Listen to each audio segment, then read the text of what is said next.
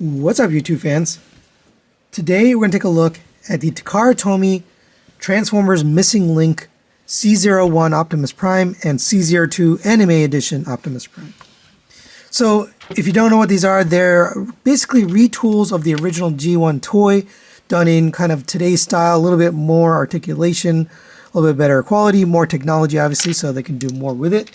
And this is kind of a dream for some of us, because this is the toy we always imagined we would get as kids, with some of those features and accessories and details, but done in that original style. So this will be mostly a comparison review. I am going to go over articulation and all the features, but I am going to compare it with the original G1 Optimus Prime, which I have here in the middle. For this review, I'll keep the C01 on the left, the G1 in the middle, and then the C02 on the right.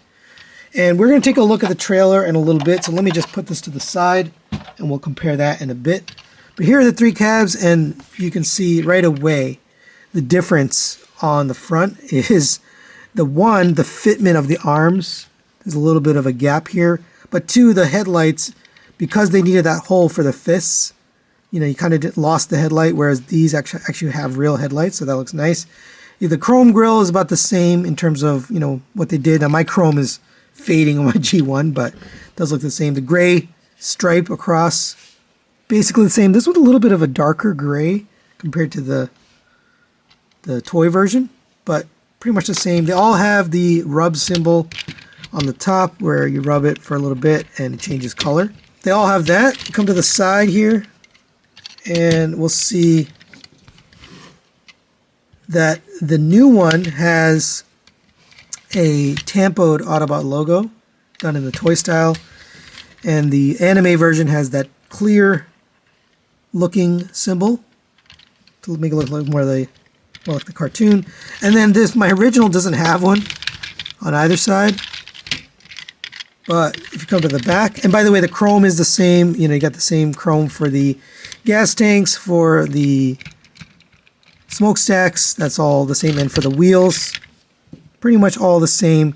They did change the rivets that hold the wheels on, but other than that, it's pretty much the same. Coming to the back, you can see they did add for the toy style, the same look for the lights, and then for the anime style, you got the gray to match the cartoon. So that's pretty nice. For whatever reason, I put a sticker on the back here. But yeah, there you go for the cab. Now, if you come to the front, they did change this. So if you open up this, and by the way, these are still die cast. This little front chest piece. And you'll see instead of the storage for the fists, which is what we used the old one for, you now have a matrix.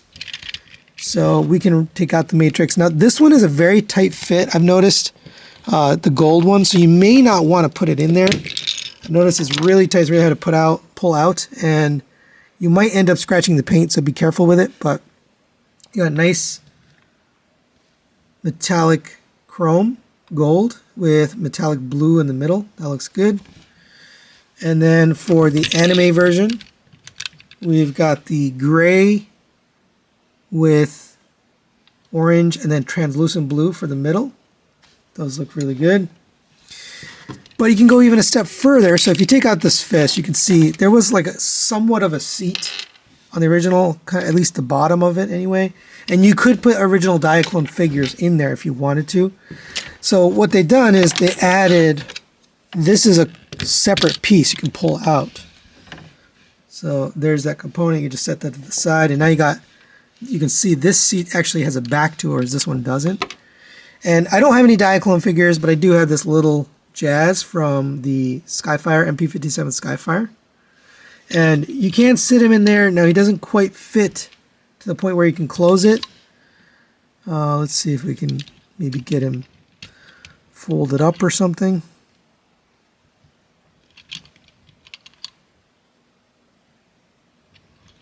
No, not quite. So I can't quite get him in there. Oh, there we go. And I can ride inside. So if you have a Diaclone style figure, a smaller figure of that scale, then you can put them in either one of these seats. But I did want to mention you can remove these. And by the way, the toy version is chrome, whereas the anime version is this black plastic. So a little difference there as well. All right, now let's take a look at the trailers. And I'll put the C01 version here and the original G1 toy here. You can see the gray is a little bit of lighter of a plastic, although I don't know if that's due to wear, but it does look a little bit lighter. There's a bit of swirly gray in this one. Hopefully I can catch it on camera. Just like the original, it's got that same swirly gray. I'm not a big fan of that. I wish they would just fix that. But I do like the stripe, the way it's done is very clean. Autobot symbol looks nice. Pretty much the same, identical between the two. You can still fold out these stabilizers to hold up the trailer. That is the same. They both still have the rubber wheels with the chrome wheels with rubber tires. Go to the back, they have the same door here. You can open that up, and that becomes a ramp for Roller, which we'll bring in just a second. You can open up the trailer to reveal the battle station inside.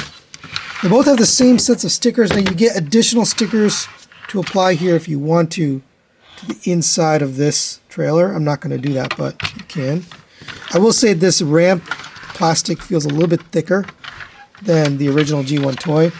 I haven't applied, you can see this one has all the inner detail stickers on the trailer. This one comes with that. I'm not going to apply them, but you can if you want to. One big difference is you can see there's no more launcher. So on the original G1 toy, you had this launcher.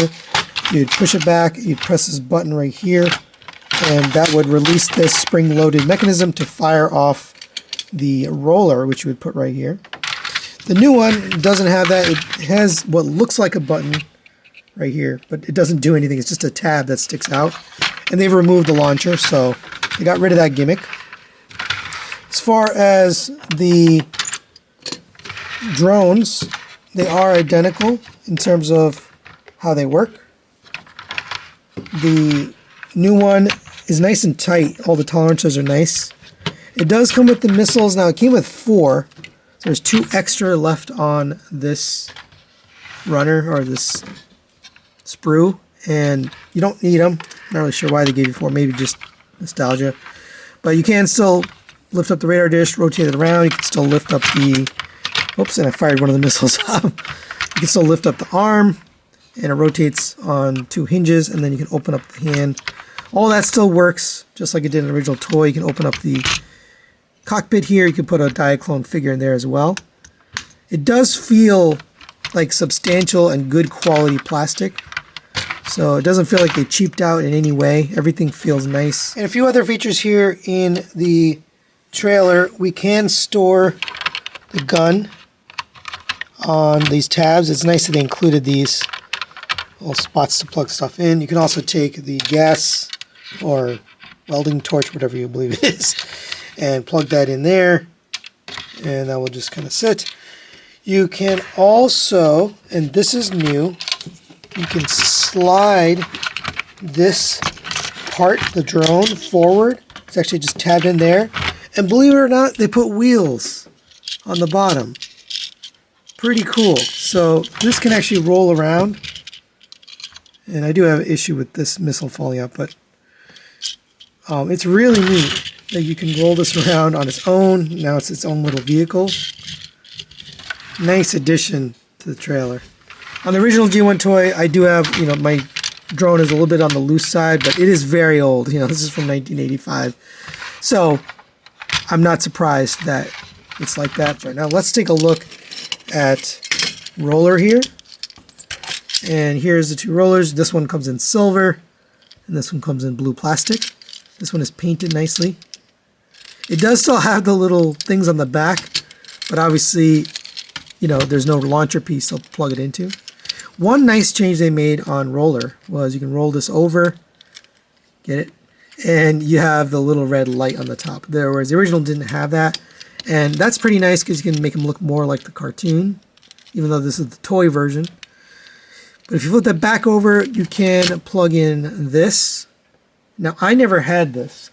I always, for whatever reason, every version of Optimus I've owned, always lost this rubber hose. And what is essentially a welding torch. My whole life I thought this was a gas nozzle to fill gas into vehicles, but apparently it's a welding torch. You can plug this into here and you get this little effect. You can go around welding and fixing various Autobots. The original, it does have that. I don't have the hose, but it has that same feature. You can also take his weapon here, unplug this, and he can carry around Optimus's gun. Which, same feature over here, although my gun is broken. I don't have the front of the gun anymore, but I think this fits in here. Let me make sure. Yeah, here you go. So, same thing, but it's a much better looking blaster. They remolded the blaster, and I'm sorry I don't have this part. That was lost years ago. But, yeah, I like the look of the new one. It fits in his hand better as well. There's actually two handles, so you can kind of store it however you like. Alright, now let's get these guys transformed into robot mode. And since they are the same transformation, we're just going to do one for simplicity's sake, and then we'll do the other one off camera. So let's start with this guy here. And it is very similar to the original G1, but there's a couple minor differences. Go ahead and rotate the arms out, rotate the hands out, and you can see that's new. Didn't have hands like that, you had to plug them in. Same on this side, we're going to rotate the hands out, rotate these out. And these are actually attached, so they don't pop out like the original ones. Come to the back here, and we're going to open up the arms on both sides and leave them like that. Come to the bottom here, we're going to slide these legs out and lift up these wheels, and then slide these out as far as they'll go. And that'll allow you actually to rotate the leg around this little tab right there. Rotate it up. And then we can kind of angle them out a little bit. Fold the feet down. You can stand up. You bring those wheels back down. They can tab back in. And for the finishing touch, come to the back. We're going to rotate the head up. All right, and there we have C-01 and C-02 Optimus Prime in robot mode. And I'm a big fan. I love how these turned out. It gives you that original, nostalgia feel of the G1 toy, but with upgraded parts and, articulation, which we'll go over in a little bit. And they look really nice. Now, let's bring in the original toy so we can compare directly. Now, on the surface, it does just look like, oh yeah, they just, added some detail and articulation, but it is actually a new mold because there's changes. I'm going to go over the articulation, but just as far as detail, just look at the stickers on the original, on the forearms, shins, or the knees and the toes. Those are all stickers. On the new one, it's sculpted in detail with Tampo paint on top. Same for the knees. You can see it's raised details, and the toes as well. That's really nice. It does still have the same chrome thighs. And if you come to the back, you can see they've changed the mold here as well. There's less of a hole here in his back through the chest just due to the design and that panel that we have in there for the Matrix. And then you can see they changed this design here. There's no butt plate sticking out. And of course we got, angled hips, which we'll talk about when we get to articulation. So there are quite a few changes there on the mold, which is nice. Let's go over the articulation on a new one, and we'll compare it with the old one, and we're just going to set this guy aside for a second. For the head, you have a rotation. It doesn't go up and down, but you can lift up and up on the panel. It can't really go down any. For the shoulders, it rotates around on a friction, out to the side on this shoulder joint, and also out to the side on this hinge joint. So you can get it all the way out to there. Pretty nice. You have a rotation at the elbow, and you have a ratcheted elbow joint that gets you to 90 degrees. The hand is on a rotation joint, and it can move in and out just due to transformation. And you have a single pin for the hands. You can open up the hands, which we never had before. That's nice. And showing the equivalent on the G1, the head doesn't rotate. You can still lift up the panel, but you can't move the head. Shoulders rotate around and a soft ratchet. No in and out movement or nothing really at the shoulder. No, you have a rotation at the elbow and a ratchet joint, although mine is not doing great. Rotation at the wrist, and that's about it for that. Coming back to this guy, we have an ab crunch here. It's a very tight ab crunch, but it's built in on a ratchet, and it gets one click down, and what it does is it clicks down over the front grill. So that's kind of cool how they did that. I don't think it goes anymore. I think that's the extent of the ab crunch. So that's pretty nice. You also have a waist rotation built in right here. So you can rotate back and forth. You can engage both at the same time if you want to. Coming down to legs, you can lift them out. The wheels will get in the way, but you can luckily lift the wheel out, and then you can get it out to the side on this hinge right here. Forward on this hinge, so there's actually two hinges built into that hip. Back to here all the way. Rotation of the thigh at a cut joint. You have more than 90 degrees on a ratchet at that knee. So that's pretty nice. You have ankle tilts all the way out, both directions. Nice die-cast foot, by the way. Forward and backward on this hinge. So you can get his feet out to the side. And you can rotate his thighs, which you can never do on the original. So that's really nice. For this guy, just as a reminder, no waist, no ab crunch, nothing like that. Legs cannot go forward. You can go backwards just due to the transformation, but it really it doesn't work very well. You have a 90-degree bend at the knee, and no tilts. You have downward movement at the feet, but no upward movement. So quite a bit of improvement on articulation here with these new guys. It's really, really nice to see. As far as accessories, we do get the blaster. Now this one's just done in black plastic. This one has a little bit of silver paint for the anime colors. And then here's the G1. I've lost the end of it. But this one always had a problem fitting in the hand. I think that's actually how I broke it. I was trying to push it in, accidentally pushed down and broke it off. But these, they've made a new handle. So you can use that one for the hand and the other one for roller. So that's kind of nice. And there you go. Very nicely done. I like that improvement. And then we get this axe. Now, the original didn't come with an axe, so nothing to compare here, but you can see the toy one is clear and the anime one is kind of this clouded one. And this will open up. You can see there's a handle, so you're going to stick the handle through the hand and then close up this around. And make sure you get it all the way down on the hand before you try to close it. And that's how it'll fit, and that looks really good. And then same for this one. Open it up, push down, make sure you get the handle all the way down, and then close up the handle. And yeah, I'm a big fan of that improvement, adding the axe accessory.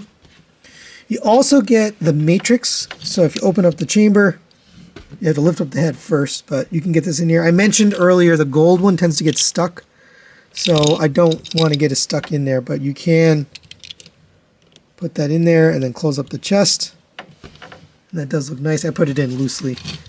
And same for this one, of course. You can get this in here. This one comes out a lot easier, so I don't mind. And just for fun, since the Hasbro Pulse listing calls these Masterpiece, here is a Magic Square Masterpiece scale version of Optimus Prime.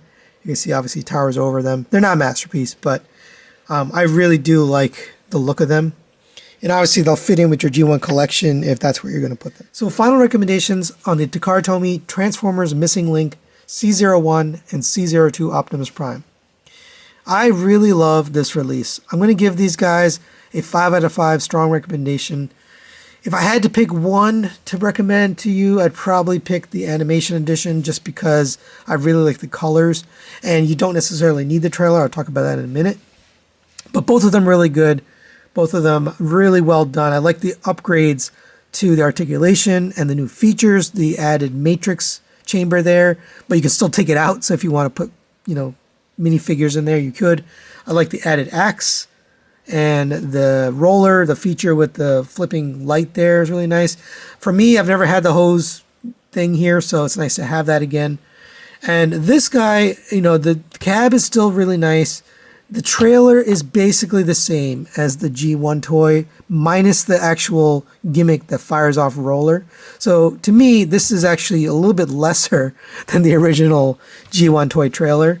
Nothing wrong with it. It's good quality, good quality plastic, but just nothing new there. So if I had to pick one, that's why I mentioned I'd pick the C02 animation version.